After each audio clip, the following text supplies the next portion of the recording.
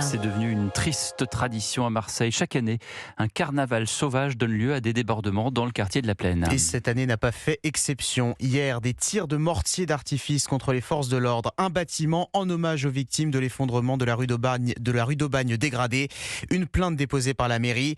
Les violences ont rythmé la soirée malgré l'interdiction de cette manifestation.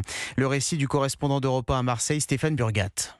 Alcool à gogo et revendications radicales. À la Plaine, le carnaval n'en a que le nom, estime cette buraliste sur place. C'est pas le même carnaval que quand on était petit, c'est bizarre. Moi j'ai pas trouvé ça convivial comme un vrai carnaval, j'ai plus trouvé ça comme une manifestation. Sur les pancartes il y avait beaucoup marqué prendre Marseille aux riches et il y avait surtout du foutage de gueule sur les forces de l'ordre, des trucs comme ça. Ils se déguisaient en cochon rose pour se foutre de leur gueule. La jeune femme a pris soin de partir avant la tombée de la nuit, même réflexe dans le voisinage. Mais parce que je veux pas me mêler à une population qui ne me convient pas. Parce que le soir du carnaval, ils commencent à hurler, ça pète de partout, ils font des feux de joie. Et si vous regardez les pavés à l'endroit où ils ont brûlé, les pavés sont entamés. Et effectivement, des caméras de surveillance ont été à dégrader, 17 policiers blessés au total.